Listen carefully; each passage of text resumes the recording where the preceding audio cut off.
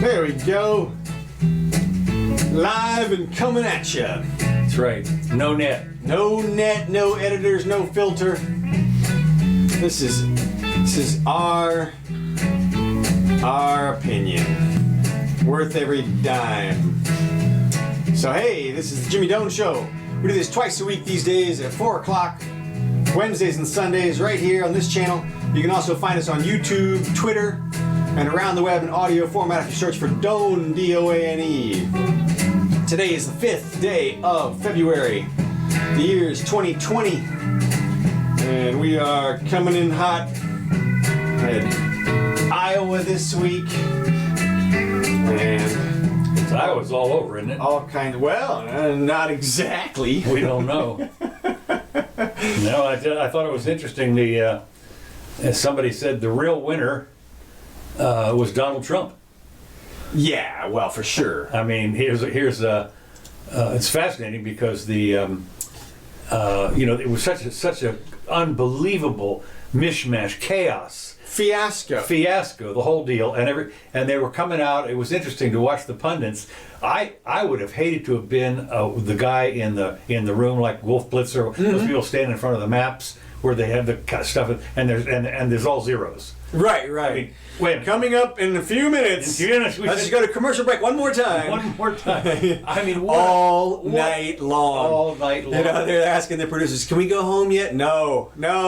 Wait, it'll be midnight. Don't worry, we'll get them. No, that was a long night for them. What a fiasco. Man, they blew it so bad. Did you see them mess up the coin toss? No. Oh yeah. What so you know how a coin toss happens, right? I mean, the game. No. At Iowa. Oh, really? Yeah, as usual. They in the caucus states they usually have at least one coin flip to determine who gets this or that delegate. Okay. And one they can't decide, so it's razor thin, whatever. So they're like, okay, well let's flip a coin. Well, they flipped the coin, and the guy who was flipping the coin, obviously, I guess had never flipped a coin before or something. And he flips the coin, he catches it in his hand, and he goes like this, and then he opens his hand, and they go, well, you didn't do this. So he goes, oh, and so he flips it over. Heads. Yeah, right. So, I mean, not that it matters, but these guys want to run your healthcare. Right. No, I mean, seriously. You realize, of course, there was, I think the total of all the different venues, there are like 50 or so different venues where they have this stuff in school, in gymnasiums or whatever. It's all over the place, all over Iowa. I mean, Iowa's not a real teeny state, so it's a half a day's drive to get across it. So anyway, they did all this stuff, and they had a couple of people in different ones showing how many people were there, and they had this one where the girl was from CNN or whatever it was, and there's like nobody there. There's like 6 people there. Then they had another one they interviewed. There was somebody with a sign that said for somebody, and there were 2 people there. Mm-hmm. That was their caucus. How do you expect? Well, we expect to win anyway. So it was just really hysterical. Yeah. Well, I mean, I thought it was pretty amazing.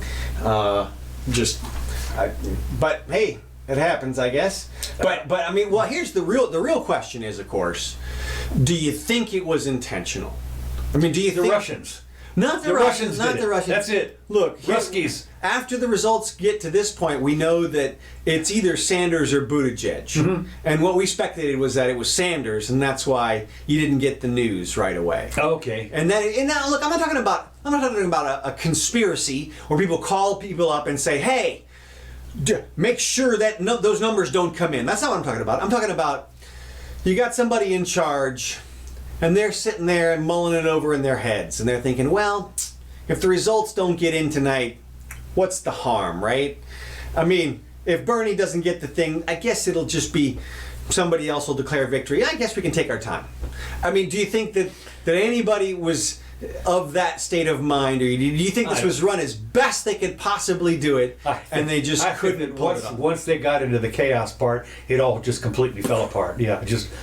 How come that It was like that thing where you build up on the wooden stick. Yeah. And you take one out at a time, and finally it just collapses. Right. And I think that's about what happened. So because what happened was, you have to understand, there's 50 phone lines coming in there. Right. We're supposed to call it. Well, they're getting busy signals and all this kind of stuff. I mean, but how many different ways are there to communicate these days? You can send emails. Well, text, it was an app. Messages. It was an app. I know, but once the app collapsed, Yeah. you would think that everybody would be scrambling back to the fail-safe wall there, the next line there that says, hey, count up the dang ballots by hand, write the number down, and fax it in. I mean, something. Fax, take a picture, email, exactly. Take text, a picture, Twitter it, whatever you got to do, get the results there. Here we are. It's Wednesday, and we haven't seen, quote, full results yet. No. It's as if they're going to hold them until New Hampshire, which again seems to me like I said, not conspiracy, but and not collusion, maybe tacit unwillingness to really, I don't know. I think what people are finally figuring out is that this is in 4 years from now, they're not going to have an Iowa caucus. No, they're going to have a vote if they're going to do it. I think the caucus has obviously, this magnificent, unbelievable failure has shown you can't do it, and everybody else has the regular voting thing. And of course, the first real vote is in New Hampshire next week. So. I find it hard to believe that they would allow technology to limit what they want to do, especially these days. It doubles every year, even more so than it used to, and so that the app has got to be firing on all cylinders next time. It's kind of like the rollout of the healthcare app online. 6 months. Well, but to see that was for millions of people. This was 150 people. 150,000, 175,000. But still, you're right. The difference is one of magnitude, which makes all the difference in that kind of a technology. It does. But 175,000? I mean, come on. There's more people who watch every single podcast, even our podcast. Even ours, right. Yeah, exactly. No, it's unbelievable. So I thought it was interesting. The thing, here's what one guy said. Think of all the efforts down the drain. I mean, here's the most important thing you can possibly have. The first one, this is the big mo, right? If you can take this out. Yeah. So here we have more than a year of campaigning, okay? Yeah. Millions of dollars spent, thousands of volunteer hours spent knocking on doors, all of the gatherings in coffee shops and the school halls, all wasted. Yeah. And my favorite meme from the whole thing was Lucy holding the football for Charlie Brown. Oh, yeah. And of course, Bernie was Charlie Brown and Lucy was Hillary or something. The football was the DNC or whatever it was. Yeah. And good luck with it. I thought it was interesting because here's what I've got so far. They do have, even though not everything's been counted yet, even as of now, 4 o'clock on Sunday. On Wednesday, excuse me. Pete Buttigieg is ahead in the Iowa caucus. Democrats finally unveiled 2/3 of the votes. Right. Well, with Bernie Sanders in second place and Joe Biden in a distant fourth. So Buttigieg was 26.9 and Sanders was 25.1. So that's pretty close, margin. Well, but 3/4. I mean. Yeah. Well, and Elizabeth Warren was 18 and change, and Biden at 15.6. So this is the deal is that seems like that, and I guess people are maybe hoping for it, but the deal is that it could be that Biden's out. I think that's what the Bernie people are hoping. Sure. Well, of course they are. Yeah. And they should be. And if I were the Bernie people, I would be super pissed. Super pissed at this thing. Oh, yeah. No, that's right. Well, it's interesting because even Klobuchar or whatever I think she proclaimed victory. Yeah. Well, I watched Buttigieg's victory speech. Yeah. And it was pretty good. Yeah, it was good. It was good. But they all claim victory, but it's so hollow. Well, no, that's the thing to do. I mean, if you... Oh, no, under that. You always do it. As long as everybody's sitting at a zero, you can claim victory. Exactly. No problem at all with that. I understand. And that's what I would have done. If I might have done it a little earlier and hoofed it out of there and gone to New Hampshire. But who knows? When is New Hampshire? Next Tuesday. Okay. Yeah. I'm going to move on here. Just a couple little quick notes. Okay. Rush Limbaugh. Yes. Apparently, they said it's stage 4, whatever that. Apparently, that's a bad one. Yeah. and he's going to get the help. And of course, I love Mark Stein is sitting in for him. I love Mark Stein, but he has advanced lung cancer, as was said. He announced it. Apparently, he's maybe known for about a week or two. But my thinking is, he's going to get the finest help, the finest this and the finest that. I'm afraid he's doomed, and I'll tell you why. If this cancer was restricted to his lungs, I can tell you from personal experience, I got 2 new lungs 6 years ago.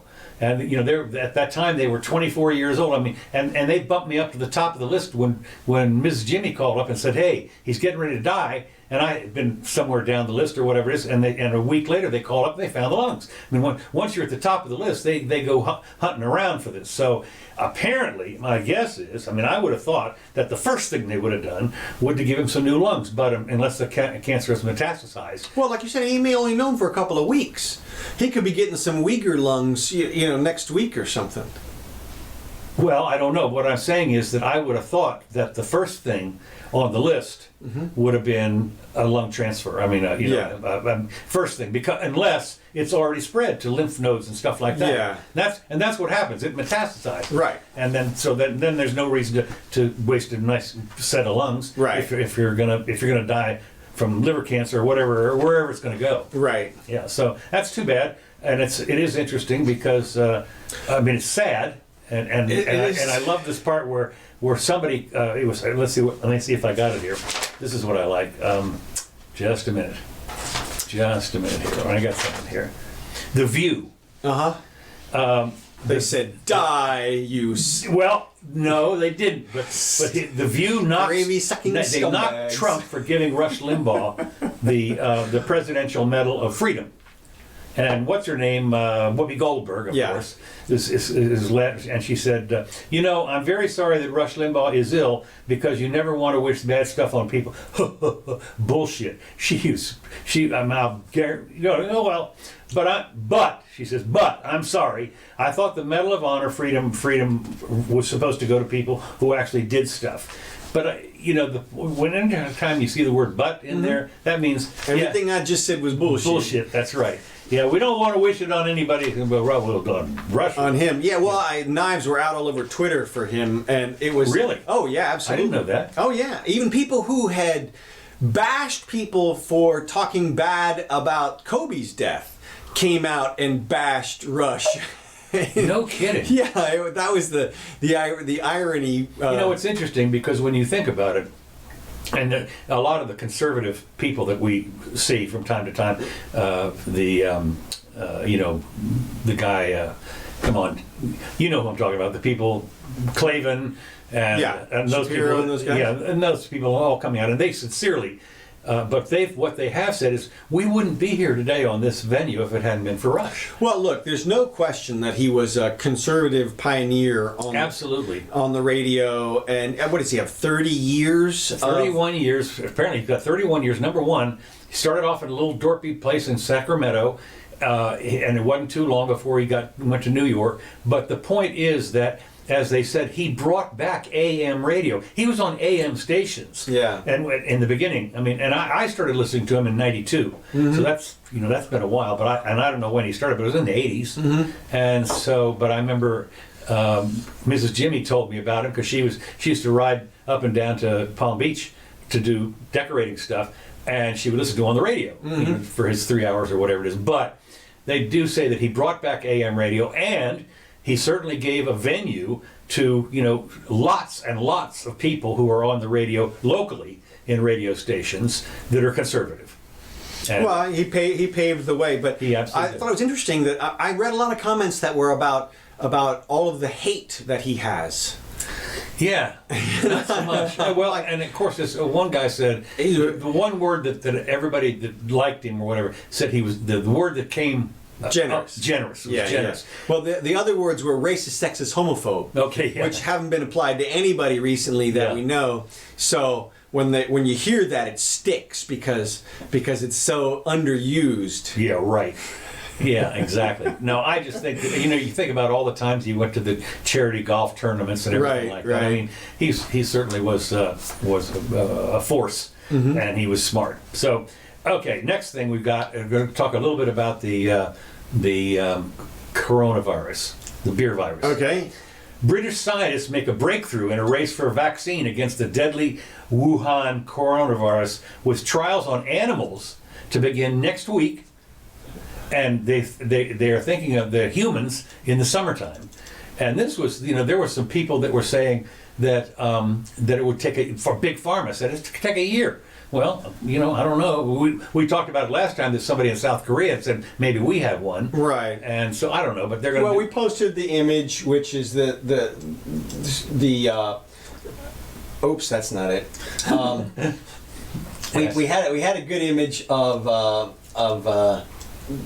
the people, The relationship between contagibility and deadliness. And we said, and of course, what we got here, it says here on this thing, move on to humans in the summer. Researchers across the world are desperately trying to find a vaccine.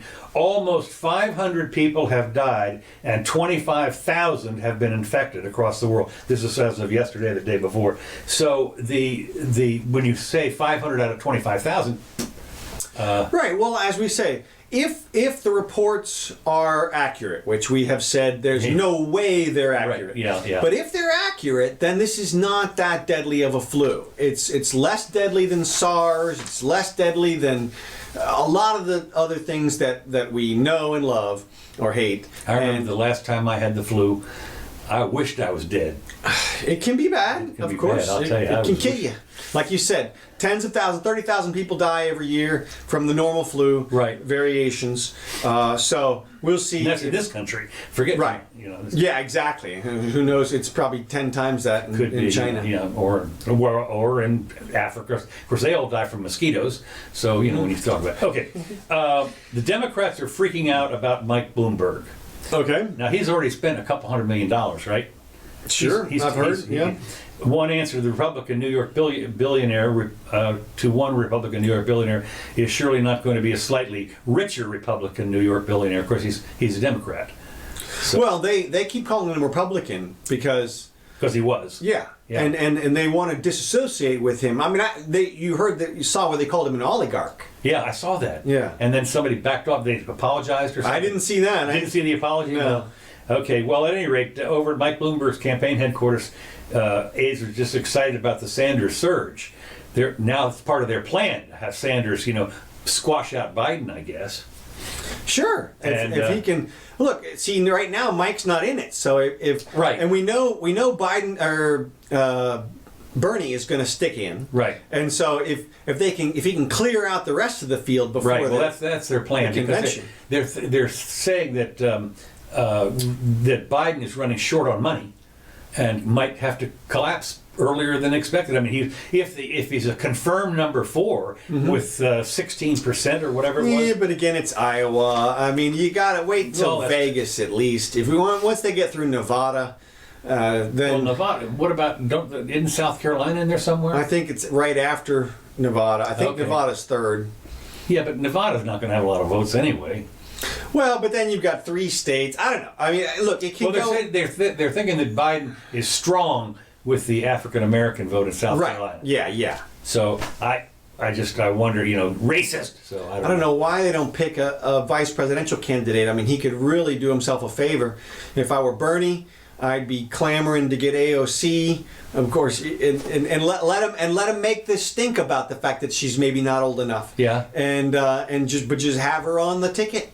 Well, it is interesting because that's one thing that the people that Trump did was all news is good news. I mean, the fact is, if they're talking about you, Then that's what you do. you're And so loving what it. you do is you do crazy stuff. Right. And I thought that Bernie's when he was given a talk or so, they interviewed him either in Iowa or in New Hampshire. But what he said was, I hope this. It was all mealy. I said, you know what? Where's the fire? In Well, the belly? right. Well, apparently his regular speeches are not all fire in the belly types of things. He's much more measured, and I think that helps him because he doesn't sound like a crazy communist.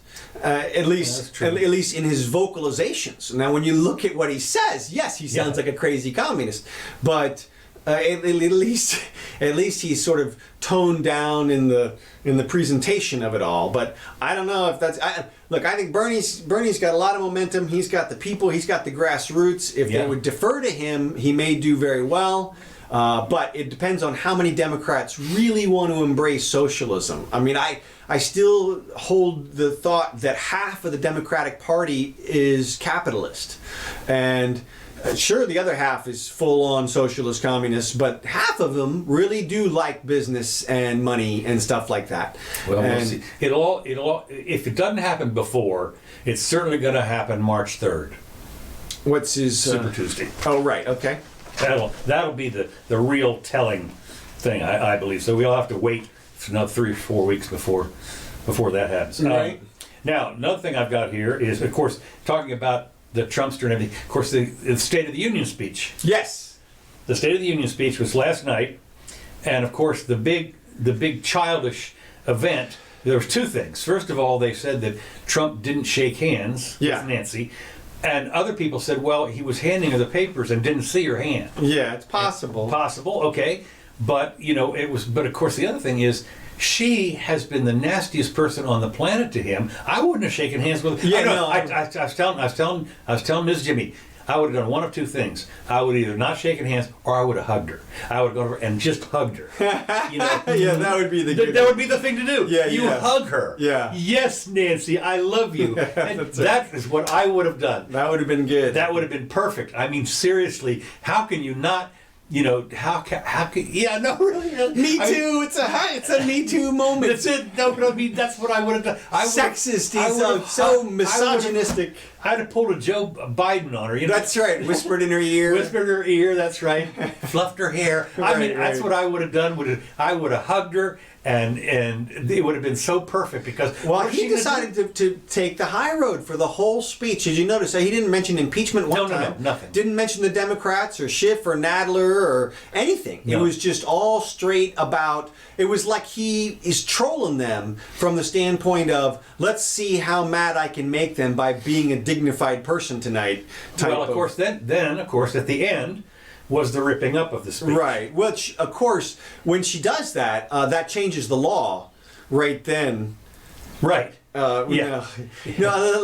Does that, if that doesn't show your frustration, I don't know what does. That is the most childish thing I can ever imagine. I mean, It's a pretty kindergarten. childish. I mean, really, a kindergartner wouldn't have done that.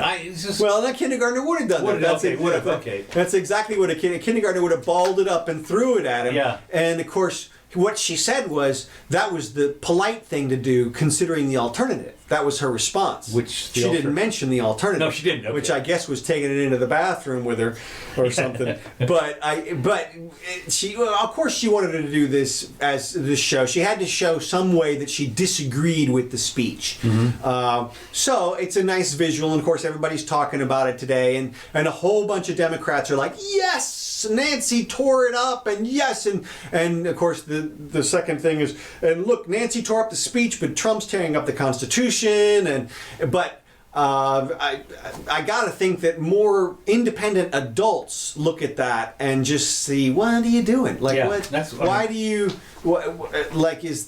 like literally like throwing something at him, or I mean, somebody said it was because she felt snubbed. Well, sure. By not shaking hands. And there's that. I mean, she looked. She did not look happy throughout the speech. No, well, she did stand up and clap a few times. Oh yeah, yeah. I saw where there was one senator that stood up. Also, this was a big deal, apparently. Yeah, you mean one Democratic senator? Yeah, the blonde woman. Yeah, the blonde. Yeah. Yeah, well, look, he announced a bunch of things that whether you like him or not, right, you should get behind. That was the trick. The first 25 minutes was unemployment low, wages high, all this kind of stuff. And unless it was just flat out lies, which it could have been, and of course, when you look back at the way that they re-rigged the numbers on those things in terms of unemployment, it's not unemployment, it's labor participation. Right. And when you consider that, it's not at any all-time high. Right. And so... I don't understand what the big deal is about having all the women in the workforce. They ought to be home. Yeah, right. Big babies and washing the dishes. Well, look, I mean, there's a movement. Well, yeah, I grew up. Yeah. there's a movement on the left, of course, for that there's unequal pay and unequal representation in the workforce and all this kind of stuff. So hey, man, go for it, work. And Okay, next item. well, hold on, we got a couple more things about this. I want to go into this a little bit. Okay. To me, the biggest thing, the stupidest thing that he said was, "We're done with recessions. Basically, we're past all of our financial troubles. It's gone. It's over." Like, what the hell is he talking about? Yeah, I mean, exactly. I mean. We're so due for one you can't We imagine. can't, yeah, it's like it's on the. It's like tomorrow. I mean, it's like by him announcing that he's Yeah, like, right. "Oh man, no, that's the sell the news type of Yeah. statement." That but it was amazing to me that he didn't mention spending at all, except in a positive way. Yeah. It was, look, we spent 2.2 trillion on the military, and it was just like, whew, and I guess he did. You could interpret this stuff like cutting people off welfare and that kind of stuff as Yeah, the Dems were all completely upset about that, the cutting off. And of course, what other people said was that it's about time you cut. These people are freeloaders. yeah. Well, look, and if you look back at the way that the decline of those benefits, Obama started the cutting. Yeah. And so it was going on for a few years before that, and Trump's just doing the same thing, and he's doing the same. This is the George W. Bush economy. This economy is literally the George W. Bush economy. He is the one that started the $1 trillion spending. Yeah. He pumped in an extra $800 billion in 2008, and Barack Obama picked up that ball and went, "Man, thank you so much." That's right. And ran with it the entire 8 years. And we have gone from $8 trillion in debt under George W. Bush to $23+ trillion. Yeah. And now the Republicans, And that's in 12 years. 12 years, nothing, in no time. 12 years. I mean, no time. And those numbers are unsustainable for Absolutely. So how do you not mention that when you're talking about the strength of the union? But he managed to skip that. He did have some good comments on the school system, talking about an expansion of choice. Okay. And he was down on government schools a couple of times. Okay, good. Healthcare. He sort of mealy-mouthed around the edges. We're gonna attack these prescription drug prices. Why don't you just kill the patents? I mean, you can get rid of that in a day. You guys can be done and have rates that everybody can afford in no time. But no, we're going to continue with this protectionism with all the companies and big pharma on both sides of the aisle. Yeah. Nobody's talking about reducing patent protection, and it's just like it's just the obvious thing. And I don't know if you saw the Democrats with their fingers raised up, HR 3. They're chanting. Yeah, what was that about? House Resolution 3 is the new Elijah Cummings measure to attack the prescription drug prices. I read through at least the opening paragraph of the bill, and it's a Band-Aid. Again, it's, look, we're gonna force Medicare to negotiate with these prices, and the prices can't be any higher than X percentage of this or that, or what Australia pays, or whatever it is. And it's like, look, man, you're attacking it from the wrong end. You go after the patents, and then they can't charge that because you have competitors, new businesses, new jobs that jump up and want to sell insulin today. Right. Well, insulin. That's Insulin, man. They could have whole new companies spring out of the air today. One of the problems, of course, is what they say is because you have the FDA. And they're the big stumbling block. And That's what I'm saying. It takes a couple of years to get through the FDA for the trials, and it costs you $500 million to certify through the FDA. I agree in all those things, and of course they've renewed a lot of those patents, even though people will say, well, insulin, they gave the patent away for $1 in 1926 or whatever. Yeah, and then they modified it after that, and they got it reinstituted, and now there's a quality control statutes surrounding the production of insulin. Otherwise, it would be everywhere. It would be everywhere cheap if they didn't have federal controls against the production of it. Of course, what they do is they raise the old Specter of thalidomide. Right. That's it. It's always thalidomide. I don't know what those people have grown up and died. You know but already, but I'm not quite. But I mean, my point is that's what they say. Well, we're going to have. Look, it happens. Look, here's the thing: when you're on your deathbed, or you can't afford the life-saving medicine, you got to take a chance. Yeah. That's what you do. You take a chance on the new experimental drug, and you have to. There's no other option. Nature will kill you at some times, and you have to fight against it. And if that means taking a chance on something that some human created, then you do it. But I just thought it was interesting that they took that approach. And then he came out. This kills me. This is one of the biggest things that I see about the healthcare thing. Pre-existing conditions. Yeah. Everybody thinks that it is so noble to stand up for people with pre-existing conditions. I'm sorry, you pay for them. They pre-existing conditions is one of those awful tragedies in life. It's on you. You have a pre-existing condition. Nobody is going to insure you for a pre-existing condition. It would be the stupidest business move ever. Right. You could never go to a bank and say, hey, I'm going to start a healthcare company. We're going to treat everybody with pre-existing conditions. That's all we're going to do. No, you're not. You're not, because you can't, because it's a guaranteed payout. Guaranteed payout. And guaranteed you're going to pay out way more than you're going to collect. So stop trying to protect the people with pre-existing conditions. Well, the way with the government. Right. What you do is you set up a charity. Preexistingconditions.com. Yeah. That's the only way. And if you want to help those people, if you think that you should be charged more for your health care, take that extra money and send it to preexistingconditions.com. Because that's the only way those people are ever going to be cared for. Because you simply can't force people into a business arrangement that is definitely going to fail. And that's what covering pre-existing conditions is. Well, I won't have a problem with that, because the way I would do it is I would have my business model would be we cover all pre-existing conditions. Unfortunately, there would be a very high mortality rate with the shots that we give them. right. We cover everybody. We cover everybody. They come in here with a pre-existing condition and they wheel them. Treat them over in Wuhan. And that's right. And they died. I don't know what happened. So we didn't have. It didn't cost us anything. Pre-existing condition was a cold. Oh well. Look. That's just one of those things that everybody needs to get rid of that as a goal, because it's unachievable. It's unachievable. And again, you come up with all of the similar things. You know, I want my fire insurance as my house is burning down. Right. I want my automobile insurance right after I have a wreck. That's and all it. this kind of, no, none. You don't get it. No, the entire business of insurance is speculation on risk. Yeah. If you already know the outcome of the risk, the business model doesn't exist. No. So I'm sorry, get over that. And for Trump to sit up there and say, well, I'm going to protect pre-existing conditions, ironclad promise forever. Dude, that's just so bad. Start a dang charity. That's what you need to do. Everybody needs to know their money is going in. It's not coming back out. It's going to the people in need, and that's the noble thing to do. It's not noble to force everybody else to give that money.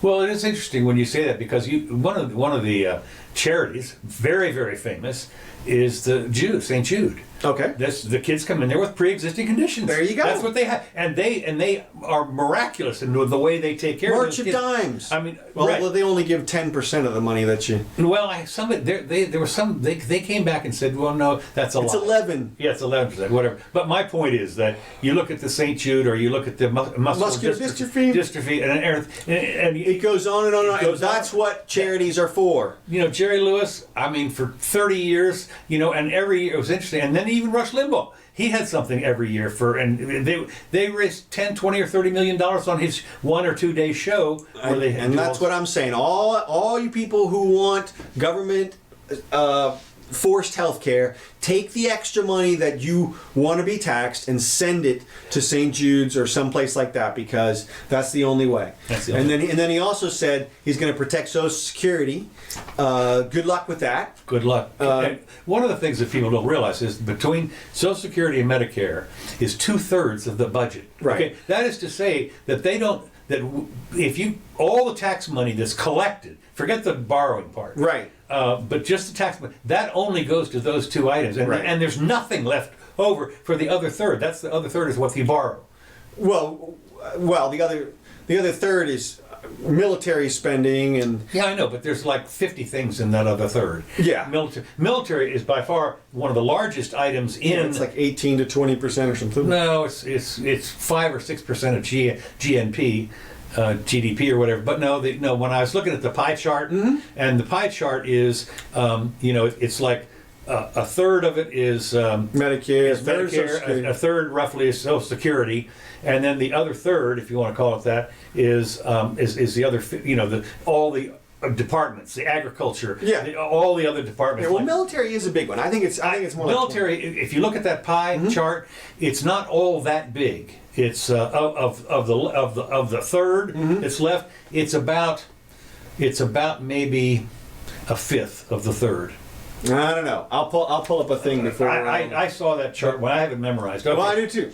But anyway, What's next? A couple of little things more about the thing.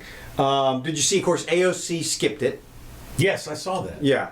I mean, I just saw that. Yeah, and so I just thought it was interesting. I mean, that's her protest is to not attend. Okay. I wonder which of the Supreme Court justices didn't attend.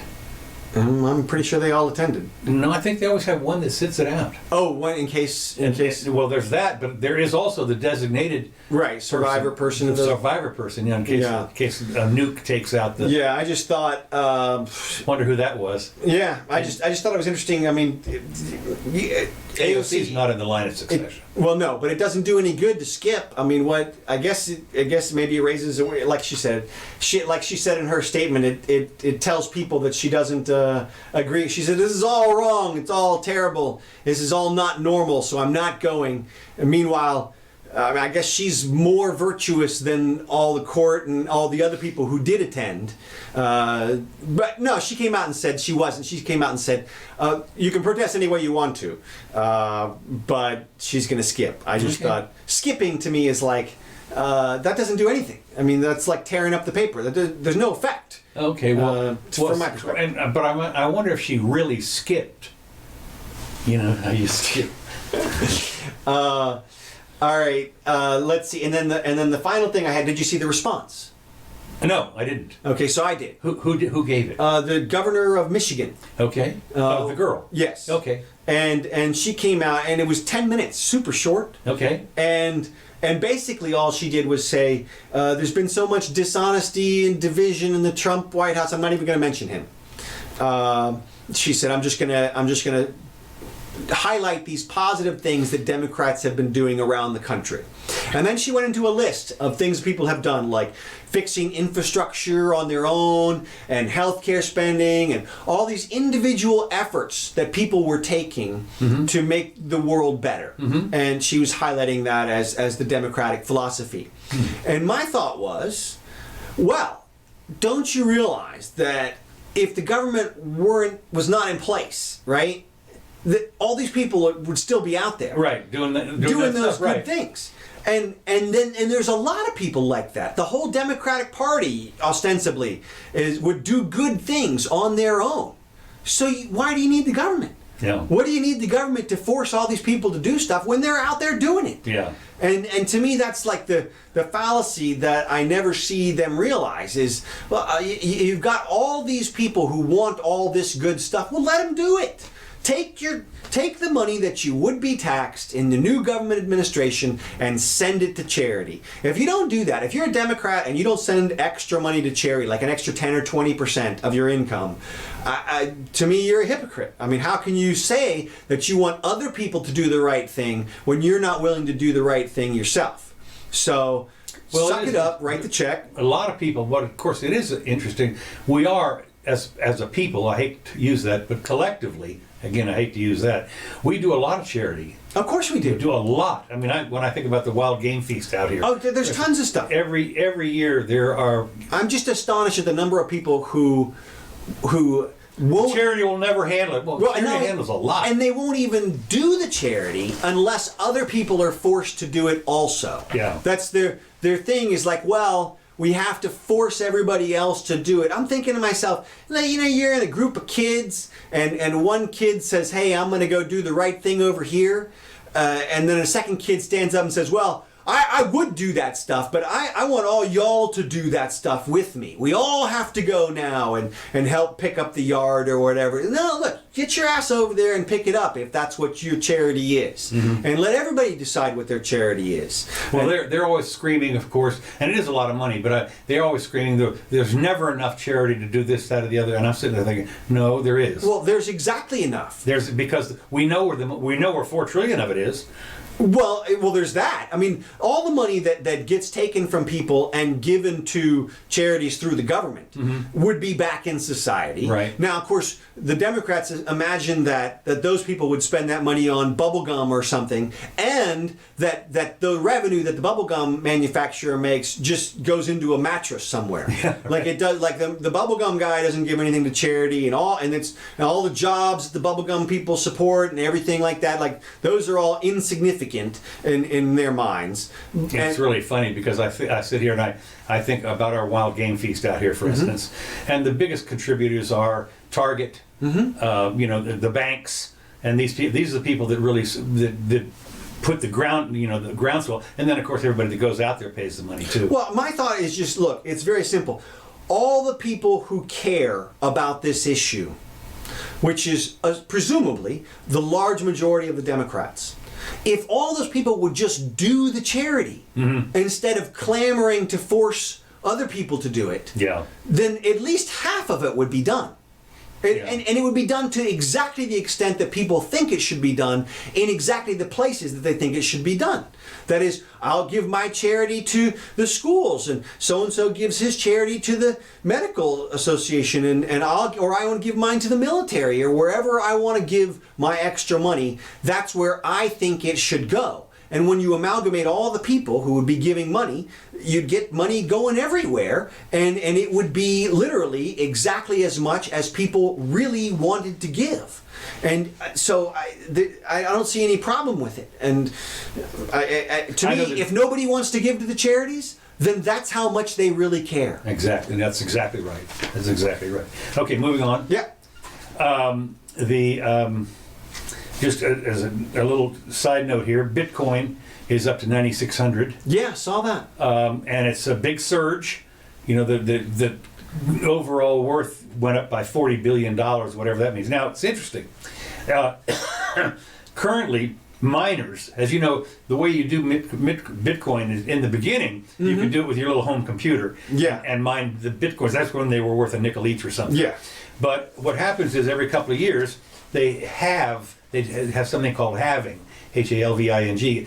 They halve the number of what it takes to get a Bitcoin. So you have to, I guess, use double the power in order to mine a Bitcoin. Yeah, well, as they get created, that's the right as they get created. So anyway, it turns out that the apparently the percentage gain was best since January 2013, when Bitcoin was up 54%. Now I don't know what it was back then. Currently, miners are rewarded with 12.5 Bitcoins per block mined. Now it takes a jillion kilowatts to mine a block. Right, that's one of the problems. Drawback. And the rewards are halved every few years, and that rule is written into Bitcoin's underlying code. By May 2020, the reward per miner will be cut in half again to 6.25 new Bitcoin per miner, or whatever, essentially reducing the supply of the cryptocurrency. Previous halving events have been preceded by big price increases in Bitcoin.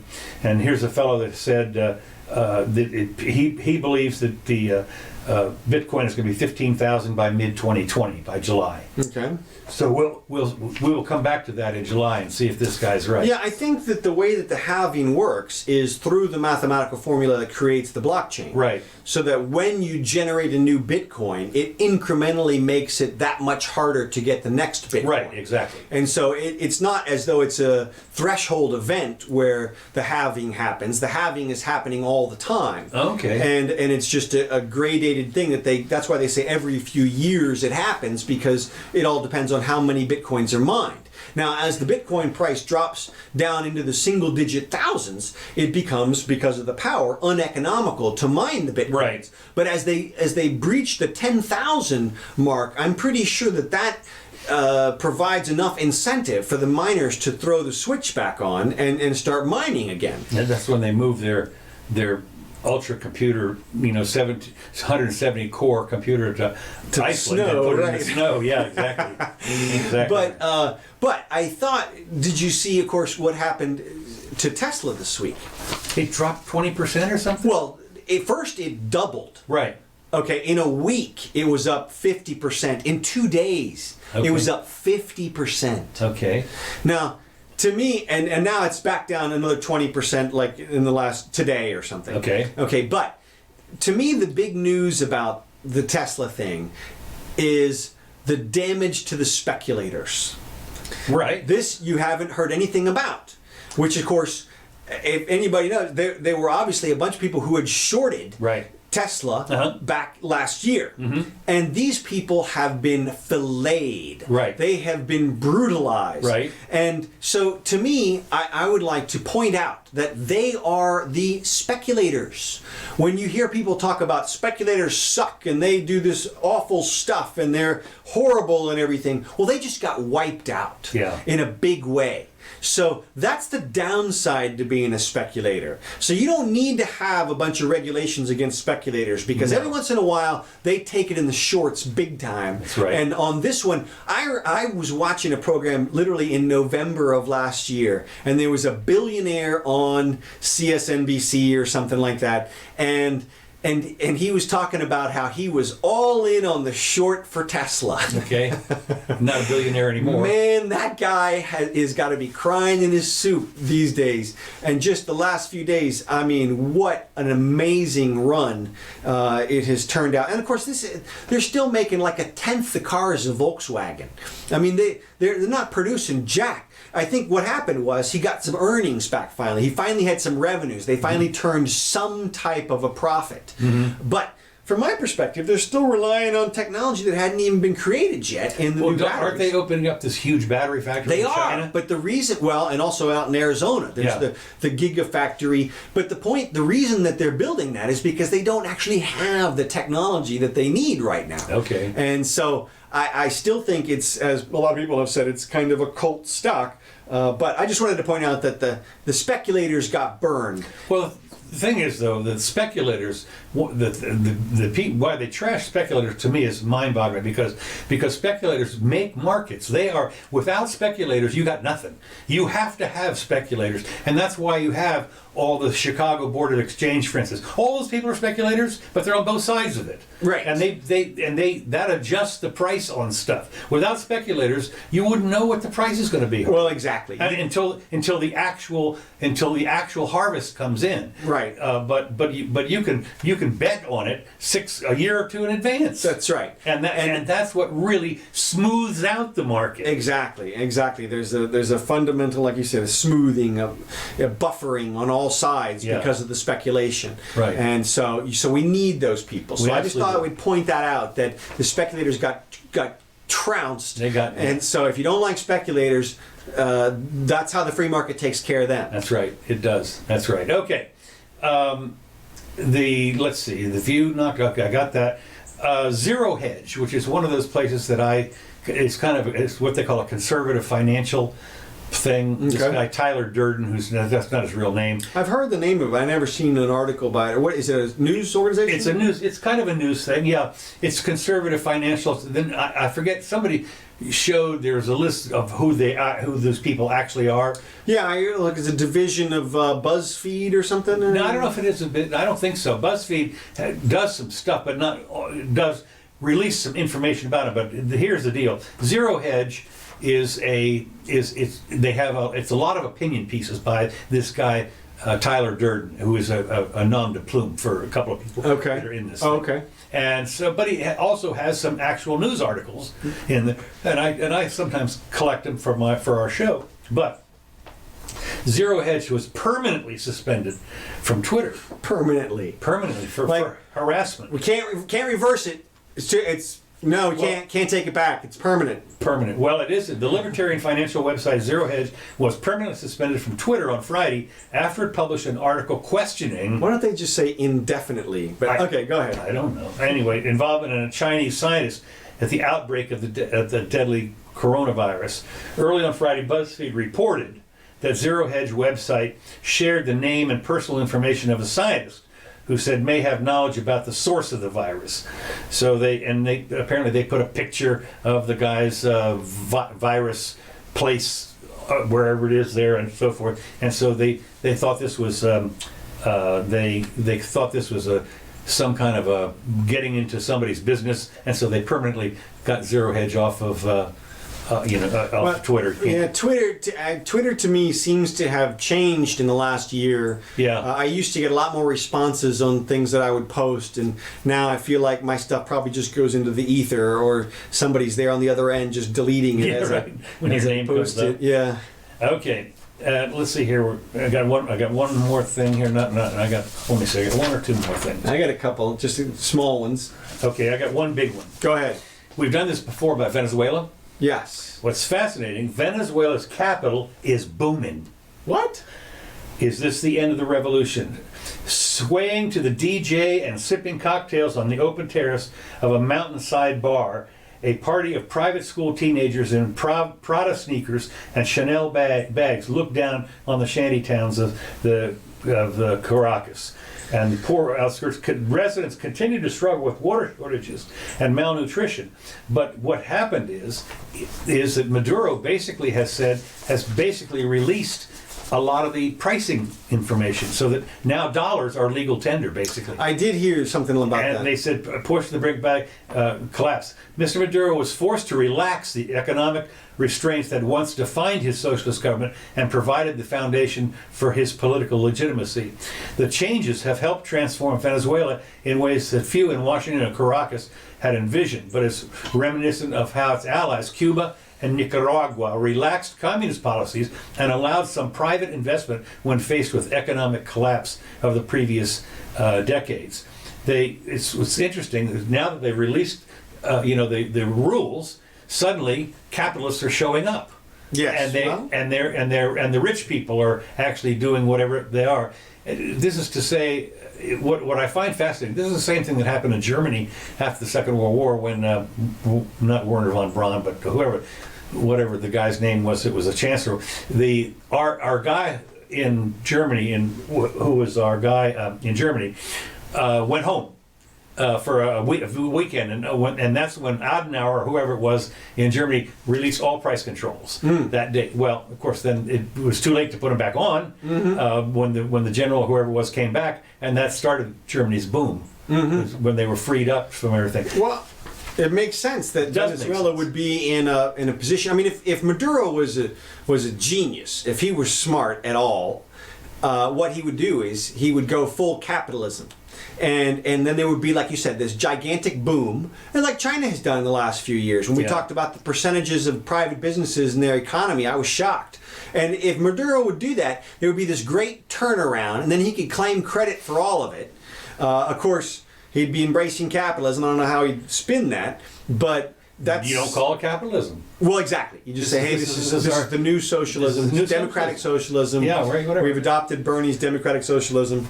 Well, one of the things that's interesting, they said the Bolivar, as we've talked about before, it's become worthless just about because of the inflation. And what they find out since the dollar is now is they use it as a currency, you can't even find Bolivars, they said. Is that right? They just disappeared, because nobody's using them. Right. So I think it's kind of interesting because, it's just fascinating. Okay, well, go ahead. Oh, well, I had two things this week. Did you see where Canada was considering licensing news organizations? That was my next article. Is that right? That was my last article. Trudeau minister proposes forcing news websites to have a government license, and they misspelled license. No, they spelled this. It's the Canadian Heritage Minister, Stéphane Guilbeault, has stated that news websites, along with social media companies, could be forced to obtain government licenses to operate in Canada. Right. Now I heard the walkback. Did you? Oh, okay. Yes. No, but the walkback said, the guy came on and he said, no, we're not going to force news organizations to have licenses. We're going to force media companies to have licenses. Okay. So, Okay. okay. So this- the obvious question is who gets to decide which is a media company Right. and which is the news? And obviously, what they're going to do is they're going to pick the big news organizations. They're going to exempt about half a dozen people and grant them an effective monopoly. And then they're going to crack down on social media sites. Yeah. And they'll do stuff like podcasts or whatever. I mean, it's a way to go after the little guy, is what it is at the end of the day. Because obviously, I'm sure the big news organizations can afford their license and they can prove whatever metric it is that they meet the standard of being a news organization. But in conjunction with this, we had this week, Liz Warren came out and said that she wants people to suffer criminal penalties for the spread of misinformation Right, online. I heard, yeah. Pocahontas herself. This is a woman who, I mean, you could go back through and document false information from her, accidental or otherwise. Yeah. And she's talking about criminal penalties. And I just think it's so incredibly dangerous for people to imagine that there's one truth in the universe and that it can be discerned by some well-meaning government committee. No, this is real news and this is fake news, and we can put a clear, bright line right down the middle, and these people are going to go to jail, and these people are going to get paid, and it's just amazing that somebody would suggest that this whole anti-fake news, war on fake news. Whole program to me is mind-blowing, and fortunately a lot of people do see it for what it is, which is censorship. That's what it is. If you can't take the ideas, turn them off, but don't do it with freaking gun. Yeah. But anytime there's a gun involved, that's shenanigans. Yeah, shenanigans. Somebody's getting behind the gun, and I did not realize this, but in Canada, current CRTC, which I guess is a Canadian radio telegraph company or something, regulations include forcing commercial radio broadcasters who primarily play music to have at least 35% from Canadian artists. wow. Yeah. I mean, that's, you Okay, now we're gonna do some new music, eh? That's right, some new music, eh? That's right. And you get your 16-year-old with her guitar. She's going to play for a while. I mean, can you imagine 35%? And I'm sitting there, how do you measure them? What do you say? And now for some more Bryan Adams. Here it comes. And I mean, I just think this is like some we Rush. had It's Rush 24/7 today. That's right. Yeah. We had. That's what you do. You do the Rushathon one weekend. Yeah. And then you call it 30, and then you just play whatever you want for the next. or you could do it in the middle of the night. Yeah, exactly. I mean, from 1 to 6 in the morning. Yeah. Whatever it is, it's all Canada. That's it. Whatever. So it just. I mean, it's really a hoot. Yeah, it is. I think because they tried it here in this country with the fairness doctrine. I know, yeah. Which lasted about a week before they realized that was how garbage. ridiculous was that? I mean, it's just insanity. So. Well, so I had also picked up on that particular thing. That was the last item I got. Okay, well, and my final item as we go out here is: did you see where there is a woman Good. in New York City who is facing 95 felony counts of practicing midwifery without a license? I saw that. Yes. Now, what? Explain. So this woman has a midwife license in a bunch of states. Okay. But it's a state license. Okay. So she doesn't have the correct license in New York State, where she's done 95 of these midwifery procedures. Okay. Okay, well, lo and behold, one of the kids died. And so the prosecutors, up on the horse, rode into town to jail this woman for 450 years. That's what she's facing. Because obviously practicing this without a license is endangering the health of children everywhere. Right. Despite the fact that you have consenting adults doing what they want to do. And it's just, to me, this is the absurdity of licensing at its height. Wow. I mean, here's a woman who's facing more jail time than anybody in memory that I can think of. I mean, this is hundreds of years. Weinstein doesn't feel it. Seriously. Does not face this much Bill time. Cosby. Yeah. I mean, go through the list. You can find people who've hacked people up with machetes who weren't facing. Who've eaten them. Yes, and they're literally considering now. Look, and you know what they're going to say. The prosecutor's going to say, "Well, we don't really want to force her to do all that stuff." Well, then don't, because you are. They're going to force her. I mean, I'm sure she spent tens of thousands at least, or thousands at least, of dollars on her legal defense, and that's going to continue. She's waited for like a year since they originally arrested her for them to file charges. So her entire last year of her life, she's been sitting there waiting to get a notice from the cops that you're wanted, basically. And of course, that could occur in any method. They could bust down her door at 6 a.m. and cart her off in a bag with no. Yeah, I mean, hey. I know. Because Brazil style, Yeah. and then drill through the roof or whatever.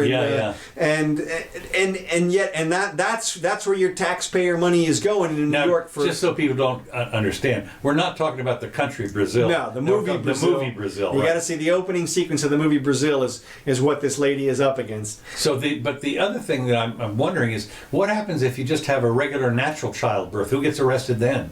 In your house? You probably. Yeah. They probably take you. How about your husband? He probably goes for abetting you.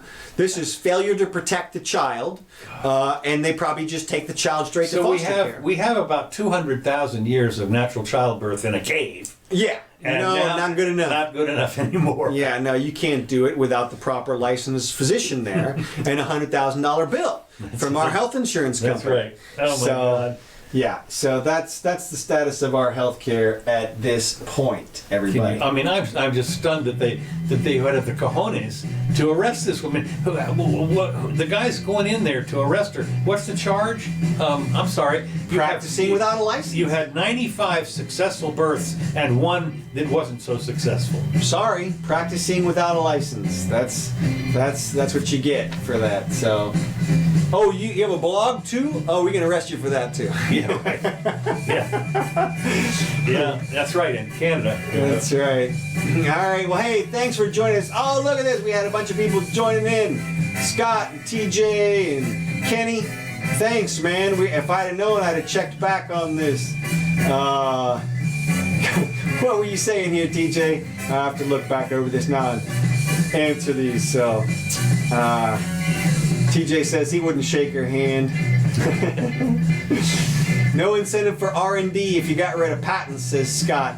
I disagree, because you got to think about it. These companies can make as much money as they want as they're going through the process. I mean, they bust out the new thing, and then they can make as much money with it as they can until somebody else takes over.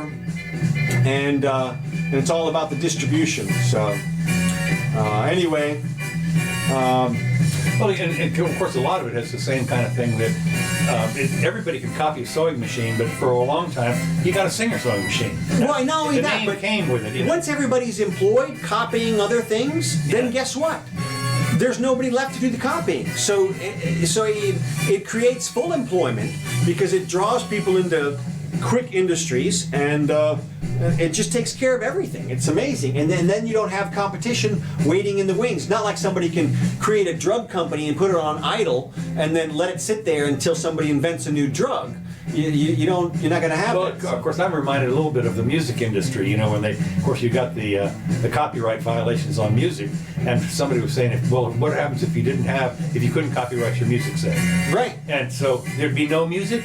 That's what they thought. No music. Now look, there are a bunch of people out there who, when they saw music. this digital revolution coming, they were like, man, there goes the music industry. There it goes. And as you can see, here we are 20 years later, and the music industry's dead. And we're playing this guy's song here for free. Copyright free. Here it is, right here. That's right. my Thank God. you, Kevin McLeod. We appreciate it. So anyway. No more music. Thanks for joining us. I'm Counselor Curtis. This has been the Jimmy Doane Show. Come back next week. Yeah, we're back Sunday.